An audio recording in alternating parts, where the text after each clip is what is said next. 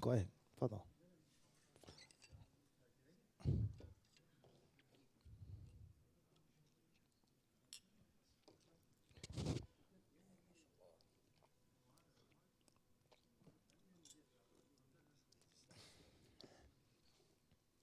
Mm. Bismillah.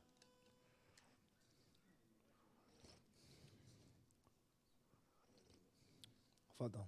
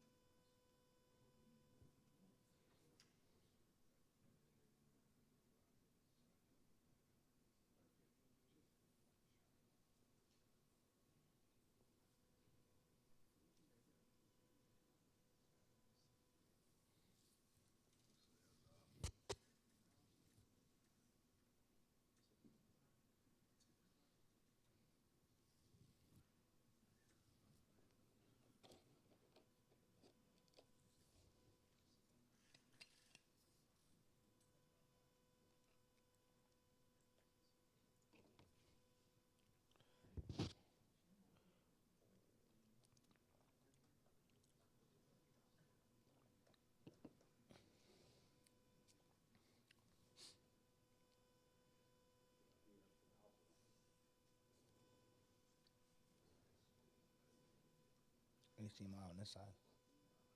Is it? I don't know. Make sure it's plugged up. No, it's this side. It's this side. Maybe it's not plugged in. Maybe it's not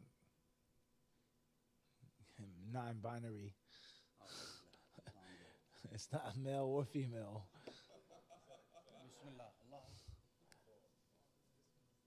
Let's see.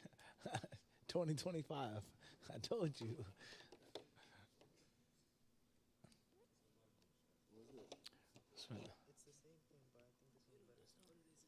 It gotta change. It's not. Yeah, it's not organic anymore.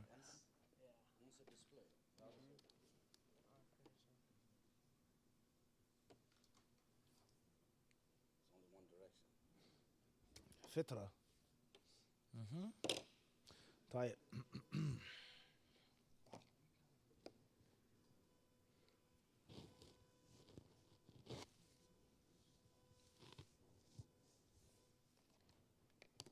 طيب بسم الله الرحمن الرحيم الحمد لله والصلاة والسلام على رسول الله وعلى آله وصحبه أجمعين ما بعد السلام عليكم ورحمة الله وبركاته.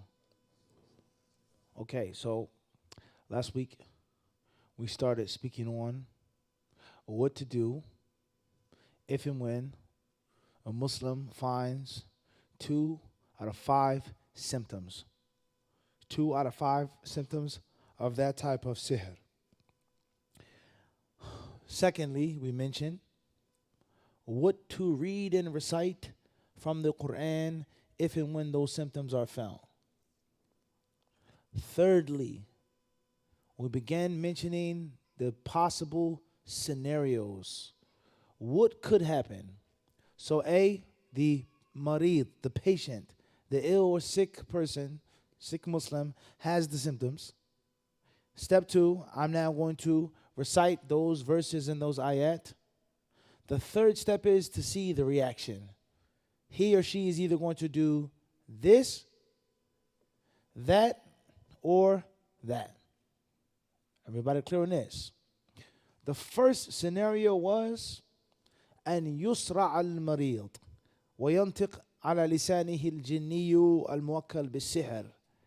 Is that the person falls out, they go into an epileptic seizure, they freak out basically, and they started, spitting up, vomiting. You can see something is off, and they begin to speak in a language, a voice, or a tone which is foreign than theirs, which is the jinni speaking on their tongue.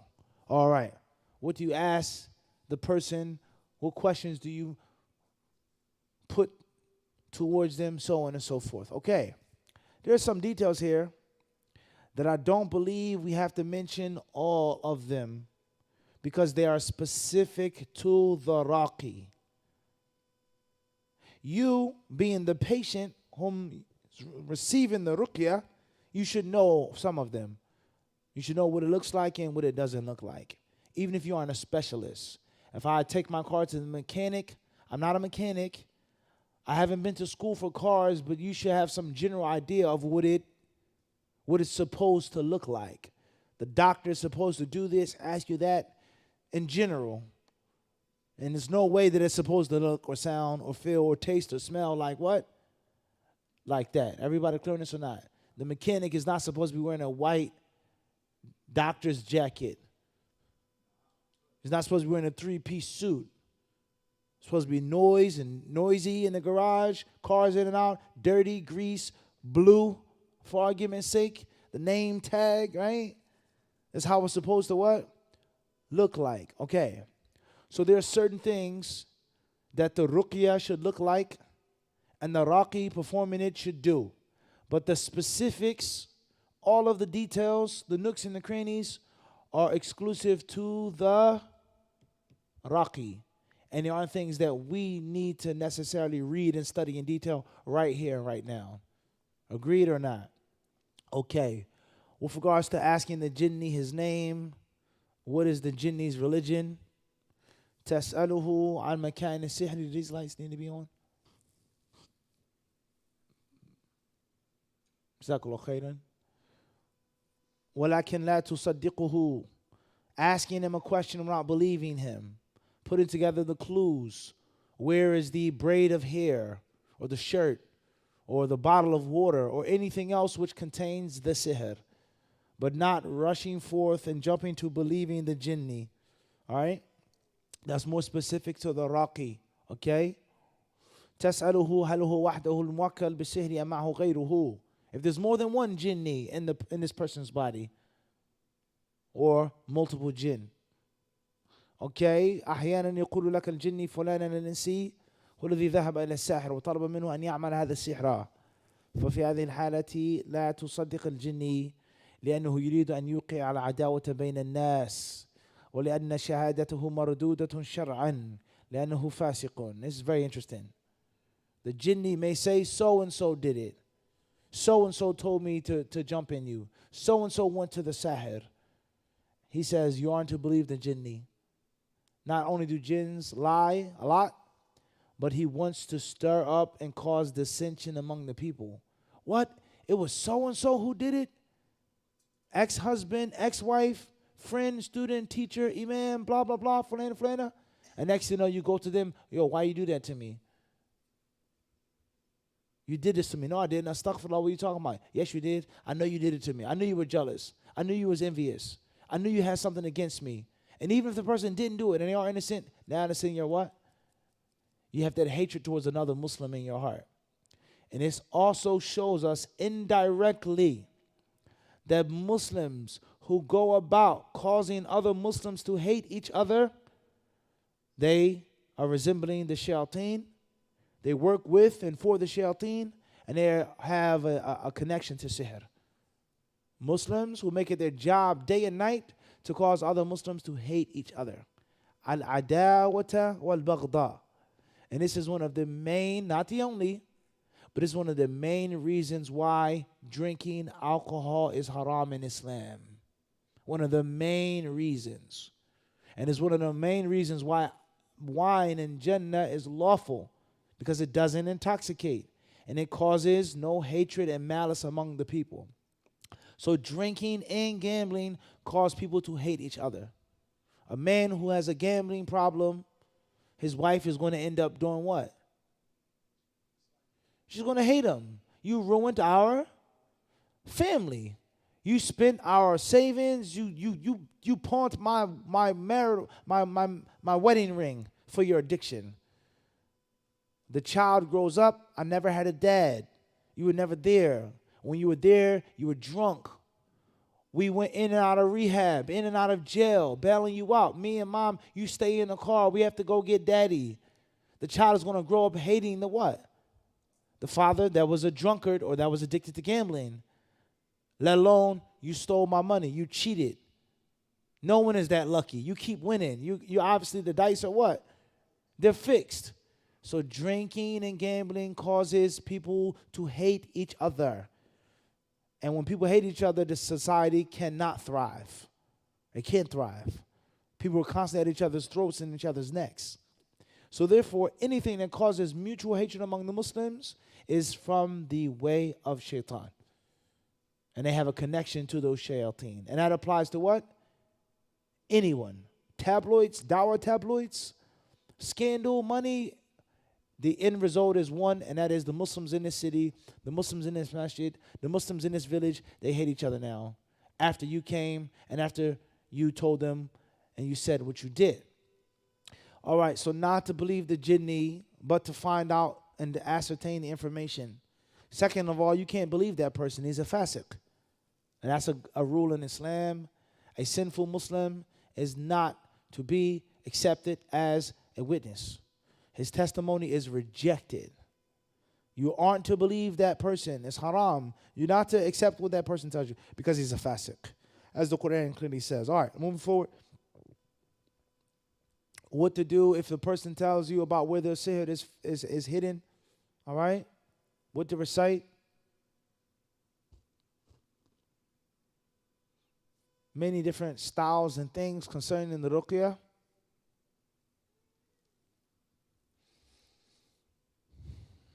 وإن قال الجني إن المسحور قد شرب السحر فاسأل المريض إن كان يشعر بألم في المعدة كثيرا. Abdominal pains, constant stomach pains, drinking the sihr. We said this last night. Naam. The sihr being the invocation of those jinn. The sihr being some type of venom or some type of poison placed in food or drink. Here, have some tea. Have some tea. I'm keep forcing you to drink more. And there's something in the tea. And that's very unfortunate. All right, let's move forward. What to do, the author speaks on how long. These are the specifics of the ruqyah. The what? The specifics of the ruqyah that we have to get into right now. Okay. Now, scenario 2. الحالة الثانية أن يشعر المريض أثناء الرقية بدوخة أو رعدة أو انتفاضة أو صداع شديد ولكنه لم يسرع. في هذه الحالة تكرر الرقية على المريض 3 مرات. فإن سرع تعامله كما في الحالة الأولى ولم يسرع ولكن بدت الرعدة والصداع يخفان ويهدان فاقرأ عليه الرقية. All right, now he talks about a person getting a severe headache. A person is hyperventilating. They can't breathe. They feel very extremely uncomfortable. They feel extremely dizzy, but they don't pass out. They don't just fall out. They don't just flip and fall on the ground or get up and freak out. Then what to do? All right, so the first condition, if the patient should have an epileptic seizure. Explained all of that. The details, okay? The second condition, during the recitation of ruqyah, the patient should feel dizzy, shiver, or have a very bad headache, but would not become epileptic.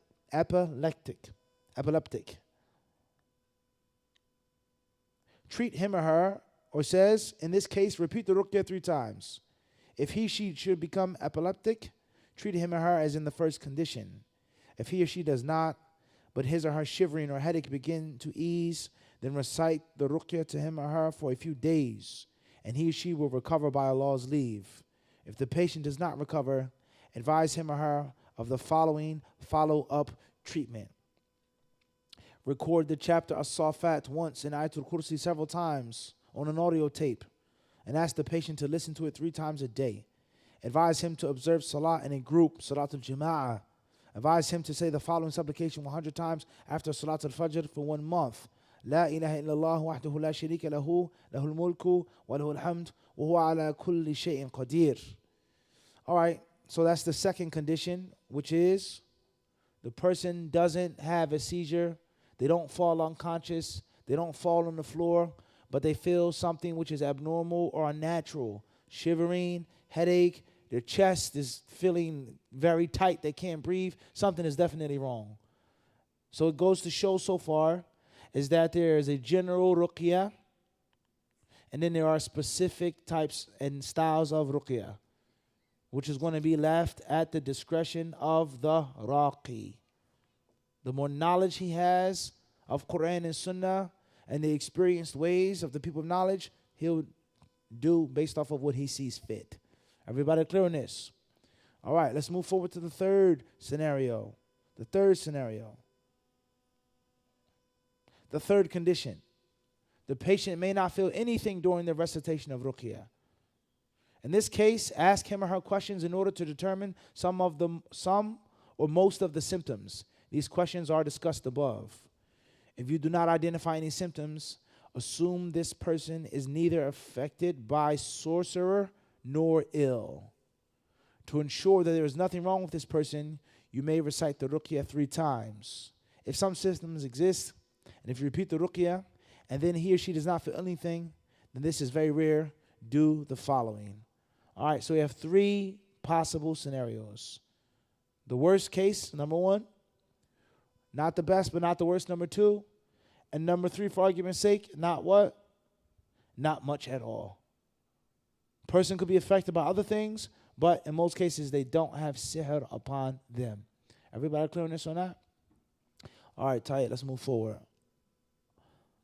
Author says, third stage,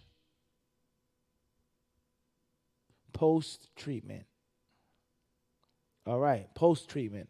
After you've recited the ruqyah 2, 3, 5, 7 times, first type, second scenario, what do you do afterwards?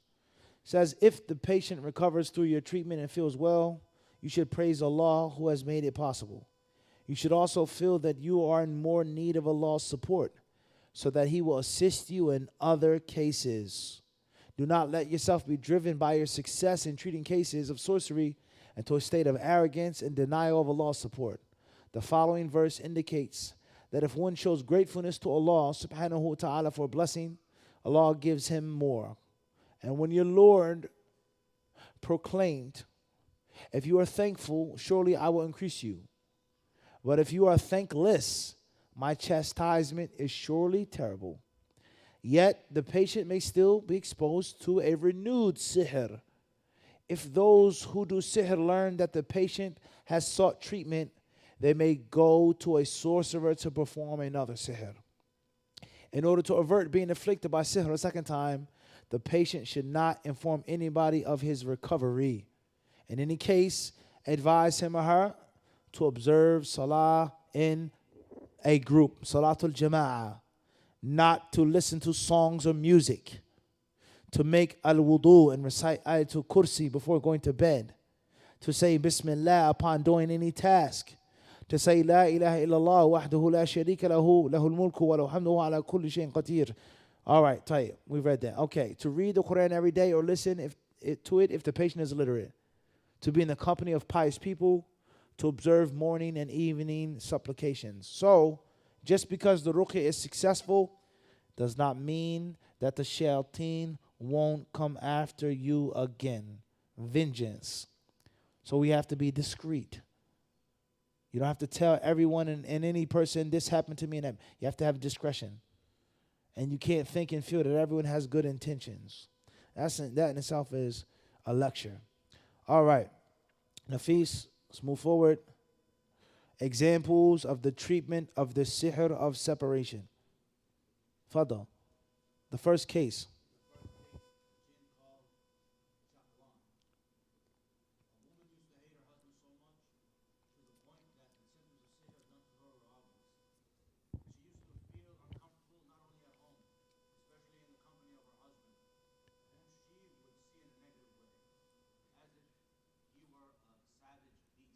Allahumma musta'an.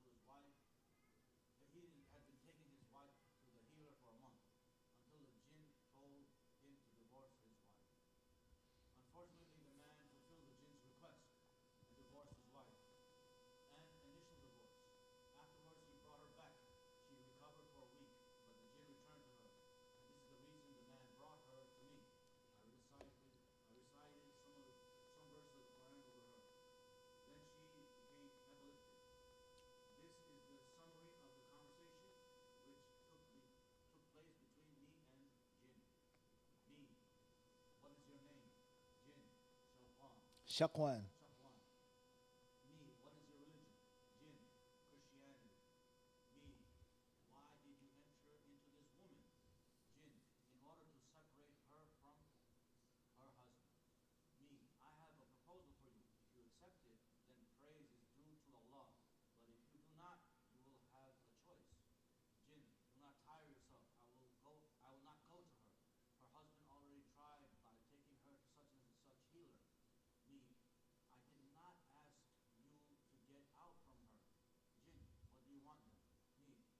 So first and foremost is the jinn that you're talking with, you don't allow them to dictate to you the terms and to steer you around in the conversation. And you stay objective. I never said anything about you leaving the lady. Why are you bringing that up? I never mentioned this one. I never mentioned that one. I mentioned something specific. Let's stick to the conversation now. Fadal? Nafis?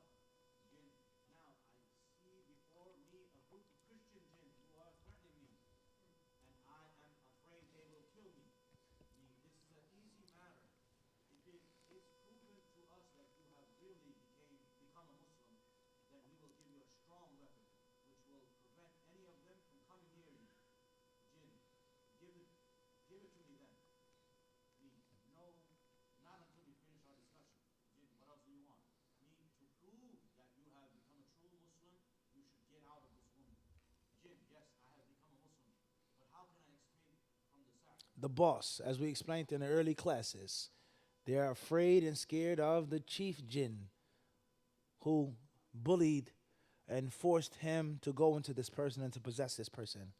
So we see here from reading this, the opposite, that a major part of your deen and your iman and your aqidah is fear. Paramount. That's the name of the game, fear. Who do you fear? You're afraid of Allah or you're afraid of other than Allah subhanahu wa ta'ala. And once you open up that door of being afraid of other than Allah, those shayateen can steer you in any direction they choose. So scared, afraid, terrified, worried, the door is open. I only fear Allah subhanahu wa ta'ala. The door is shut. Everyone understand this? It's very important now. Fear, he's afraid. He wants to leave, but he's scared of the other jinn. Or he's afraid of the sahir, who is a slave and works for that chieftain from the jinn. As we explained. Now, Fadl, move forward. Me.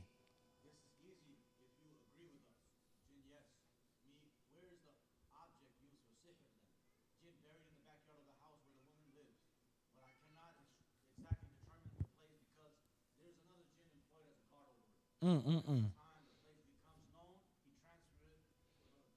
Allahu Akbar.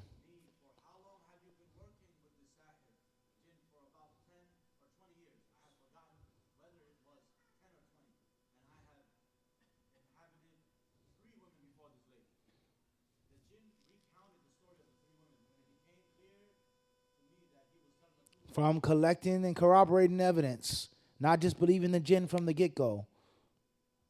Fadl?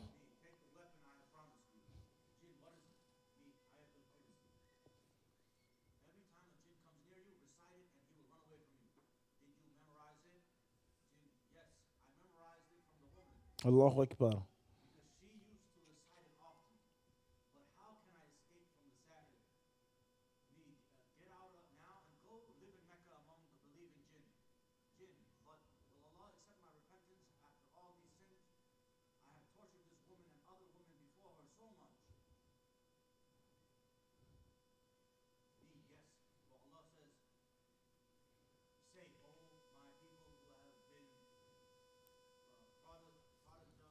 Prodigal.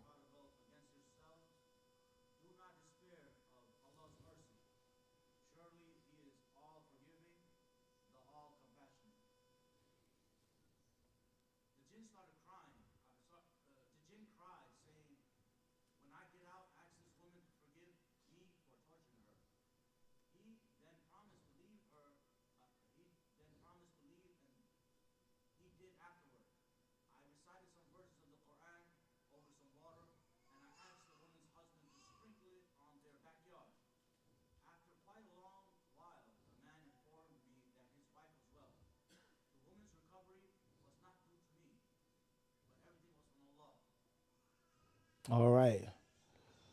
The Raqi is nothing more than a tool or an instrument. You have been cured because of Allah, and Allah happened to use me. That's it, nothing more. This is supposed to be the belief of the patient and the belief of the healer. When the healer thinks or feels in a way, or the patient thinks and feels in a way, that's when the ruqya doesn't work. Both of them have to believe it's only Allah that can heal, nobody else. Everyone understand this? Not going on an ego trip and you not thinking, oh, I'm in your hands, Sheikh. Thank you. You're giving me la abadan. La hawla wa la quwwata illa billah. So the ruqya and tawheed are inseparable. They go hand in hand. And shirk and the sickness and illness and sihr go hand in hand. I mean, understand this. All right, so there's just one story of a jinn whose name was Shaqwan. Where was the jinn from? Was the jinn from Egypt? Allahu Alam. What's important is, if you ever done the ruqya, I'm sure you've encountered a similar story and a similar dialogue with regards to the patient, the healer, and the jinns, and the fear of a sahir or of other jinn. You're reciting to this lady the same thing that she recites. Huh? It's not, nothing is a coincidence, nothing is made up. So when you study and read these things and you see these things, it should increase your iman. It should give you stronger faith. All right, let's move forward. The second case, a jinn placed sihr inside a pillow. Fadl Mahad.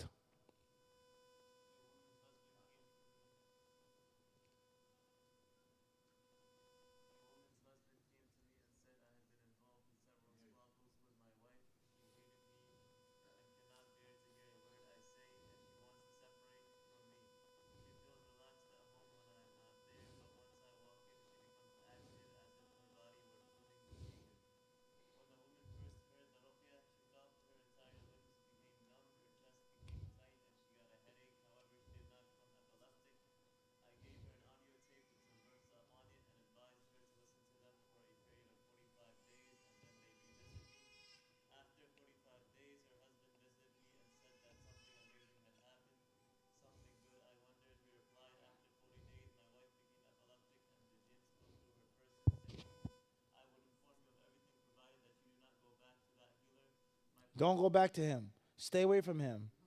Stay away from this person reciting the Quran. I'll give you what you want. Just don't go back to the person reciting the Quran.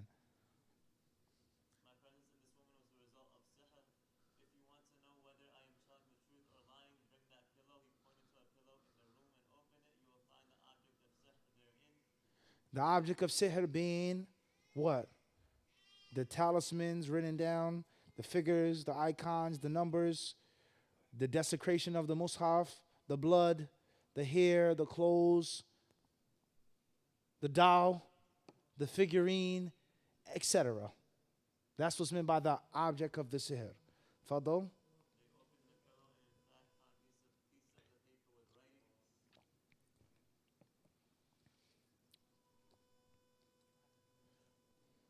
And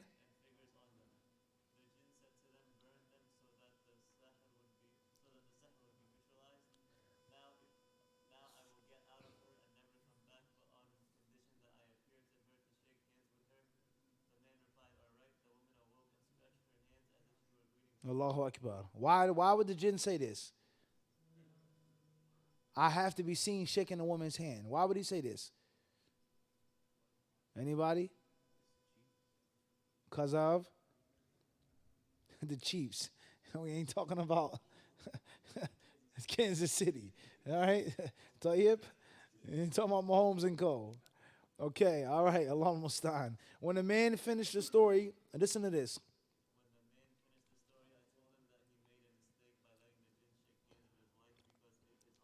That's first and foremost. The rules of the humans are the rules of the jinn.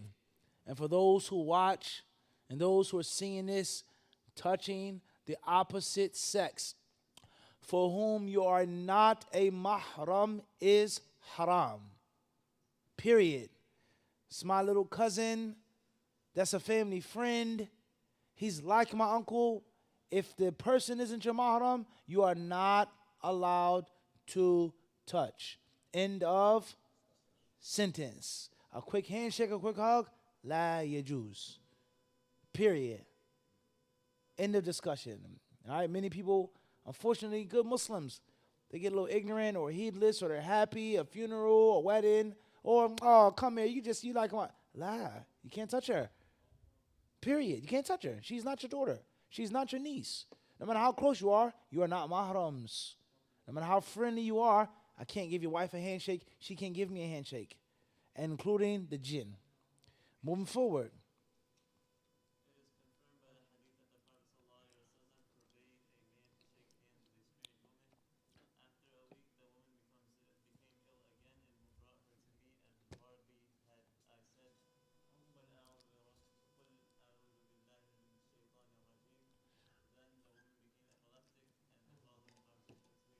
All right, so this situation here, it goes back to what scenario, Mahad?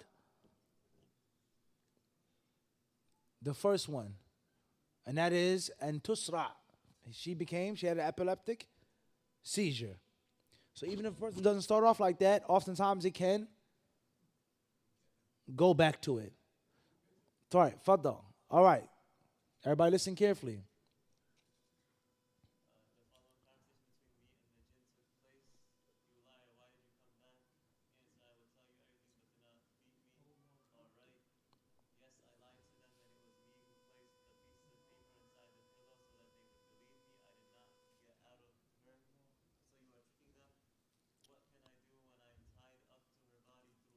What can I do? I have people what?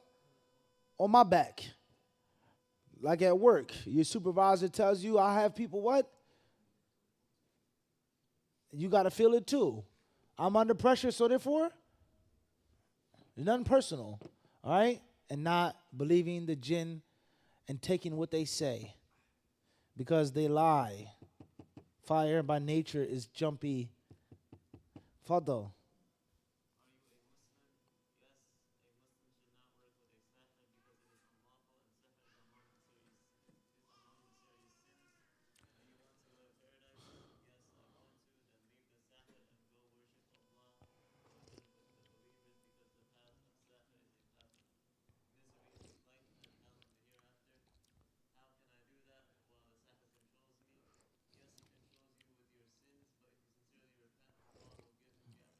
So not only Aqidah, your Tawheed, your Iman, and its connection to sihr or protection from sihr, but sins. Ma'asi. There's a connection, and you can be trapped by your lusts and your desires. Fadal.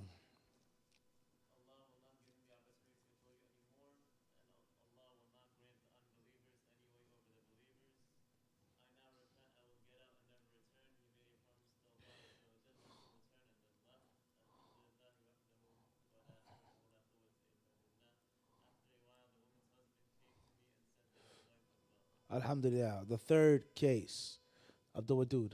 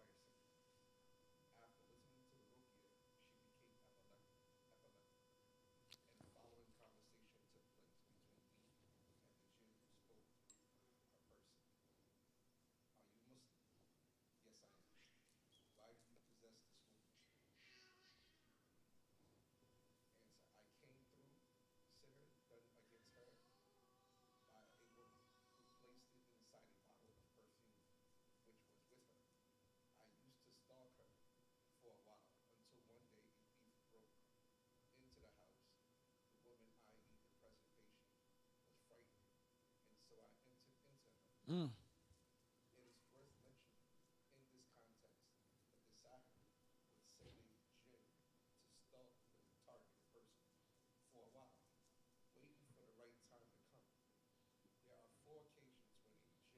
There are 4 vulnerable times of jinn possession. Be careful, be mindful. When you're in one of these 4 states or scenarios or situations, it's very likely that the jinn can penetrate. Number 1, extreme fear, as we explained. Little bit of fear, you're a little nervous, a wild animal, it's natural. You can't control that. But extreme fear, your heart shakes and trembles from other than Allah. You're vulnerable. Number 2, extreme anger. Someone gets so mad, their eyes bulge, their veins on their necks, as if they become possessed and wild and mad. A Muslim in anger, what does the Prophet tell us about anger? What does the Quran tell us about anger? And forgiving and overlooking. And okay, be mindful. So if you have emotional imbalance, too much or too less, there's a chance that you can become possessed. So there's a connection between jinn possession and between emotional illness. That dip and that dive, that depressive state is unhealthy. Or you're super energized and enthused and it's also what? That's those spikes, those dips and those dives. And there's a connection between that, the chemical, clinical, and the supernatural. Number 3, extreme ghafla. You're just in la la land, no dhikr, no tahseen, nothing. You're just unaware, just floating around. I'm just a normal person. Number 4, indulgence in pleasure. While you're enjoying yourself, you can be vulnerable. What does the Prophet tell us? Or what are the things that human beings enjoy the most and indulge in the most? Food, no question. Everybody loves to eat. And any dhikrs to make when you eat? What does the hadith say about if you forget to say Bismillah? What happens if you eat with your left hand? What happens if you come home before mentioning Allah's name? What do the devil say? Adraktumul mabita wal asha. You have a place to stay in? Supper. All right. If it's not drink, then what else do people indulge in and really enjoy? Drinking. Not haram stuff, but just drinking tea, water. What do you say before you drink? What do you say after you drink? How much do you drink? Do you share your drink? Do you drink something that intoxicates you? All right, food, drink, then of course. There's no doubt about that. What does the Quran and Sunnah tell us about sexual intercourse? What dua you make before? Protection of the child. Righteousness. Making a turaka with your wife. Saying assalamu alaikum when you enter your home. The aura. Nakedness. So on and so forth.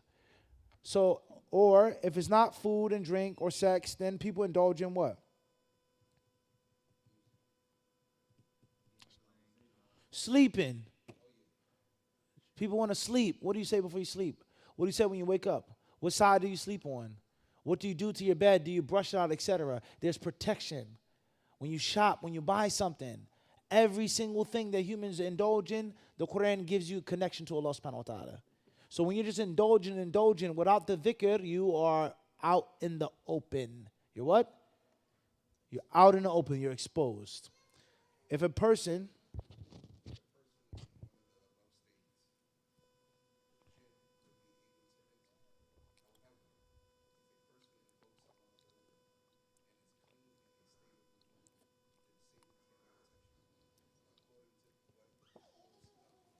Raise your voice, please.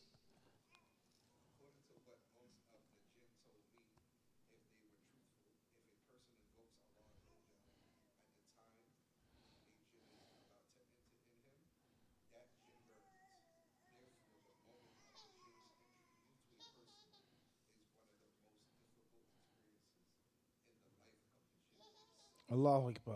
All right, let's move forward. Alameen, Fadl.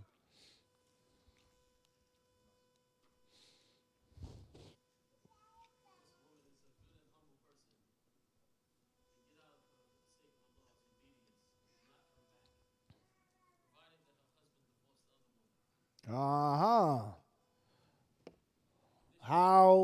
What type of etiquette is that? For a woman to demand and command and stipulate Divorce this woman. It's evil. And of course, there's the Prophet ﷺ speaks about this, about one wife trying to force the husband to mistreat the other wife. So if you're doing that or saying that or speaking like that, you are not following the path of the believers, but instead you're following the path of the shayateen. Moving forward.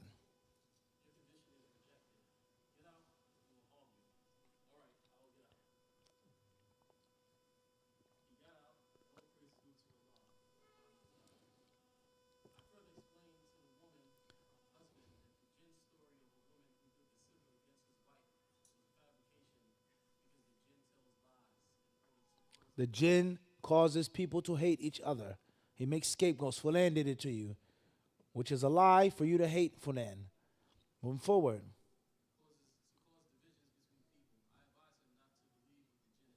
The fourth case, Ibn Habib. All right, now, you ready, Nafis? This is just for you, okay? Fadda. A jinn wanted to enter into a healer. You are not off limits. They can come after you, what? You as well. It's not just the patient, the miskeen person. Fadda.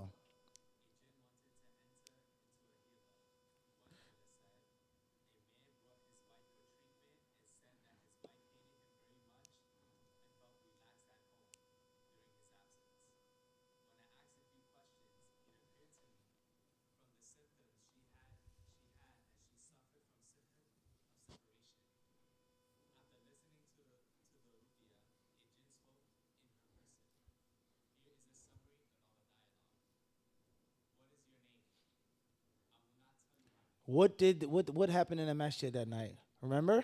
What did they say? What did she say? She said what?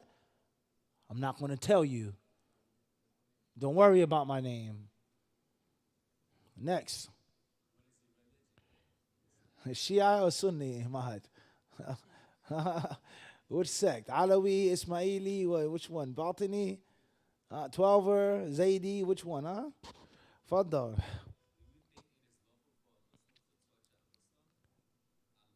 Allahu Akbar. I love this woman. Okay? Bottom is in the discussion. Humans love people, and so do jinn. Jinn have relationships too. Moving forward.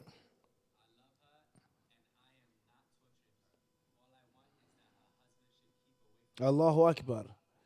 That's all I want, is for him not to touch her. Everything will be fine if he's just a normal, formal husband. Just be there. Coming close to her, being near to her, no. So what do we learn from this? If you're married, a husband, and you're not close to your wife, physically, metaphysically close to your wife, something is wrong.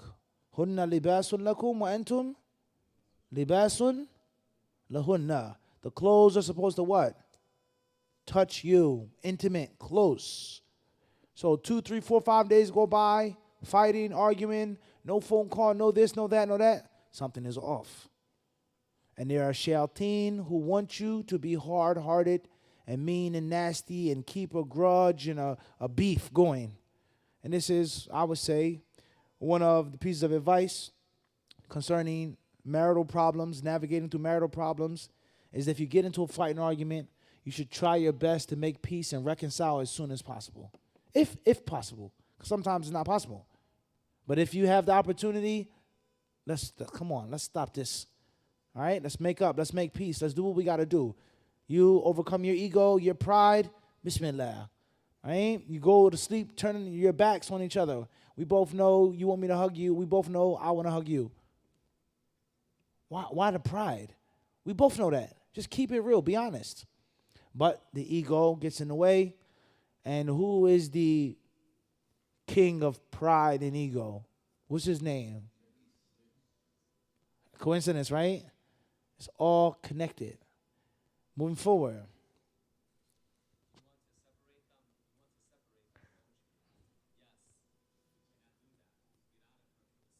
You gotta raise your voice, Ahi.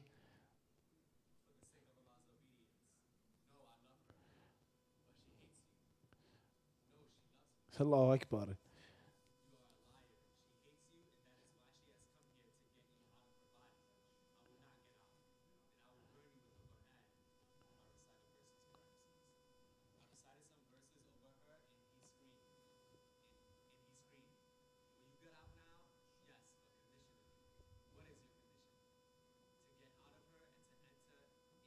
Allahu musta'an.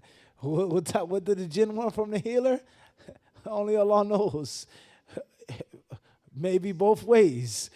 We don't know. He was in love with the woman. Now he wants what? I want the healer now. Moving forward. Allahu Akbar. So we learn from this. This is an advanced technique of ruqya.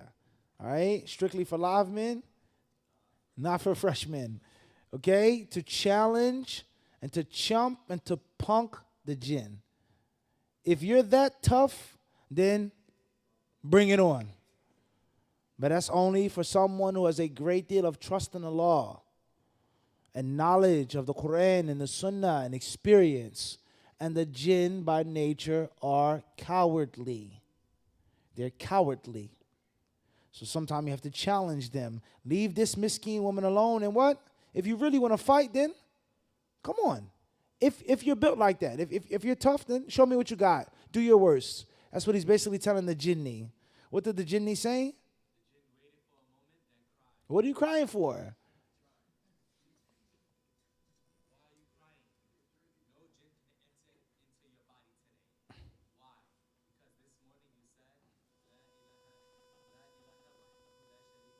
La ilaha illallah.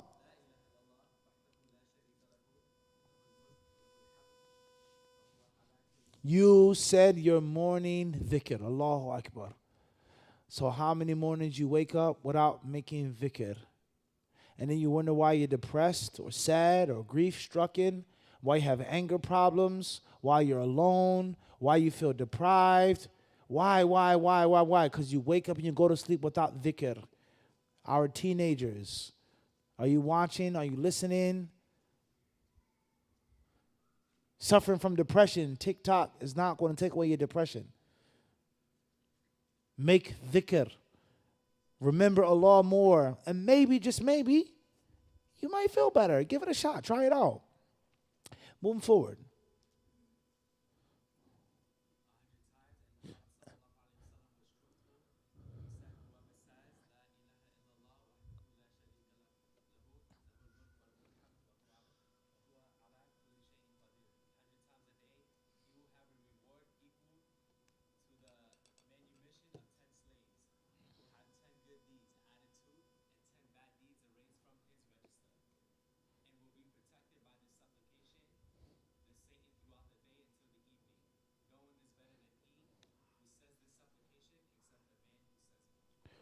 Al-Bukhari and Muslim. Basic source of hadith every Muslim has access to. Why haven't you made this dhikr, memorized this dhikr? How many posts of this dhikr online are there? In Instagram, YouTube Shorts, X. You ever seen somebody post this? But this statement, this quote, this one, that one, 1,000 posts. Bukhari and Muslim, the guidance is right there at your fingertips for free. All right. طيب. سحر المحبة. All right, let's move forward to the Arabic now. أنت مستعد نور؟ بسم الله. Okay.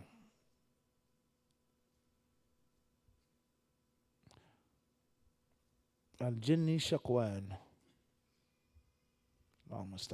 You know anybody with that name? Nafis? Is there a lot of people with the name Shaqwan? A music artist. Allahu Akbar. Once again. All right. طيب. بسم الله. فضل نور. نورك الله. ثانيا.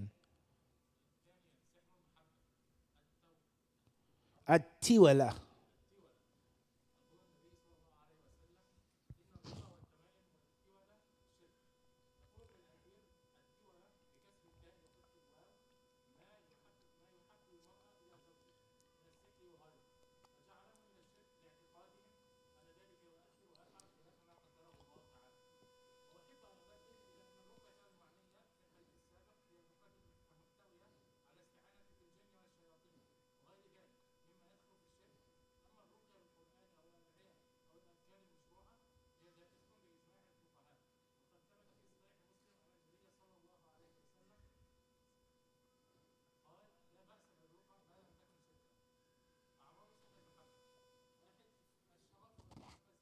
الزائدتان في غلو خب على قدر غير طبيعي.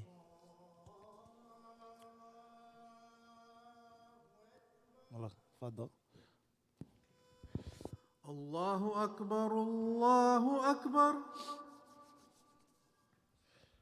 الله أكبر الله أكبر أشهد أن لا إله إلا الله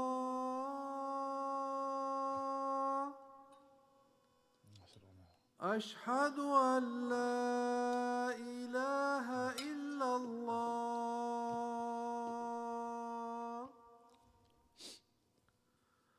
أشهد أن محمدًا رسول الله أشهد أن محمدًا رسول الله حي على الصلاة لا حول ولا قوة إلا بالله. حي على الصلاة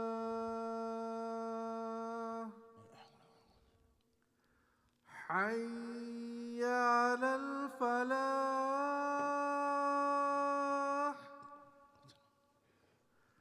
حي على الفلاح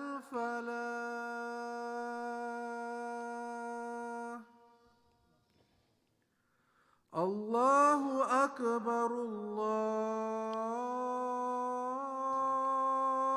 أكبر لا إله إلا الله لا إله إلا الله. صلى الله عليه وسلم. تفضل نور.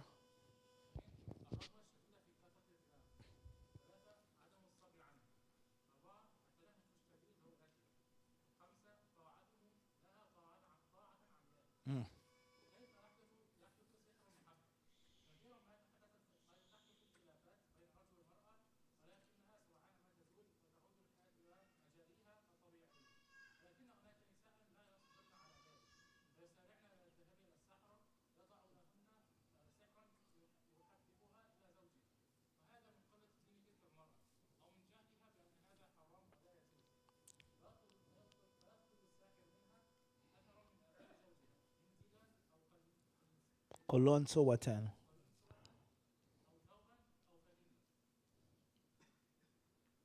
بشرط أن تكون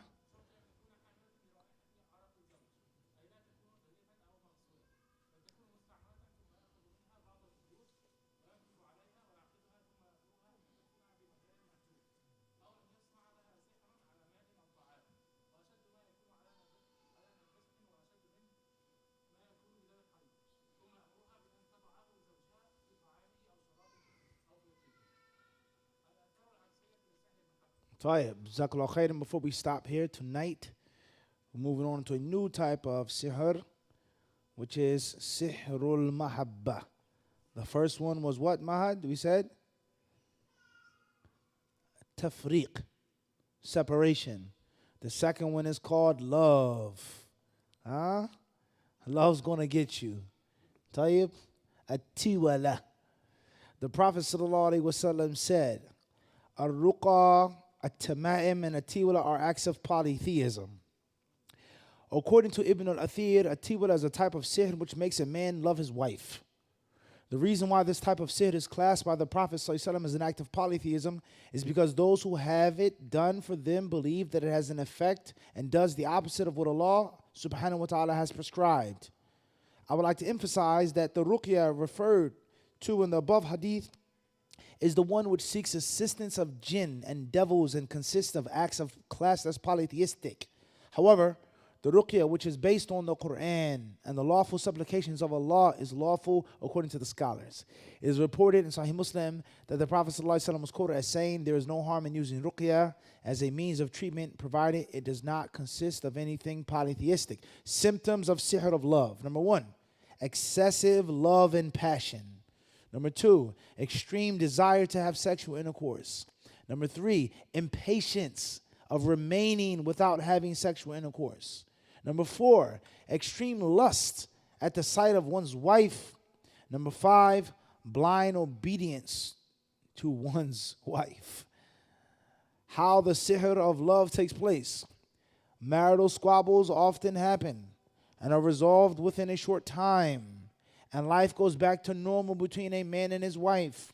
However, a woman who cannot show patience would immediately go to a sahir and ask him to work out a sihr which would let her be very much loved by her husband. This may be due to a defect in her faith or to her ignorance of the fact that this is unlawful. The sahir would ask her to provide a trace of her husband's scent, a handkerchief, a cap, piece of cloth, or flannel, provided that these items contain the smell of her husband's sweat, so they should not be new or clean. The sahir would take some threads from these items, blow on them, tie a knot around them, and ask the woman to bury them in a deserted place. The sahir would also prepare a spell in water or food. The worst sihr is done in filth or mince's discharge, and ask the woman to put it in her husband's food, drink, or perfume. Say witch's brew, nam, or hex. In all different cultures, races, the Caribbean, the islands, West Africa, India, Pakistan, wherever, the aqidah of shirk and the culture of shirk is one. It's one aqidah. All right? So this is this type of sihr in which a woman feels deserted or neglected by her husband, and she feels that she has to take things into her own hands, and that is to go and put a spell on him. So this is the exact opposite of the first type, tafriq, in which is a foreign third party who wants to pull them apart. The sihr al-mahabba, she herself wants to be closer to him and then goes and puts the request in to have a spell placed upon him. May Allah help us all. We'll stop here tonight before the iqamah. If there are any questions, now will be the time before the iqamah. Allah subhanahu wa ta'ala surely knows best. And of course, we ask Allah for protection from all of these evil things and to keep the Muslims far from all of these evil vices. Ameen.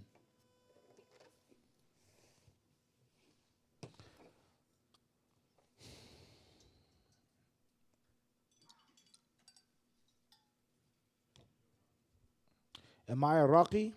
No, I'm not Iraqi. I have done it before, but I'm not Iraqi. It's like you played basketball before. You don't have to be a professional NBA, but you played before. You may be good at playing, but it doesn't mean that you're what? Allahu alam. Tayyip, no questions? Sheikh Abdul Majid.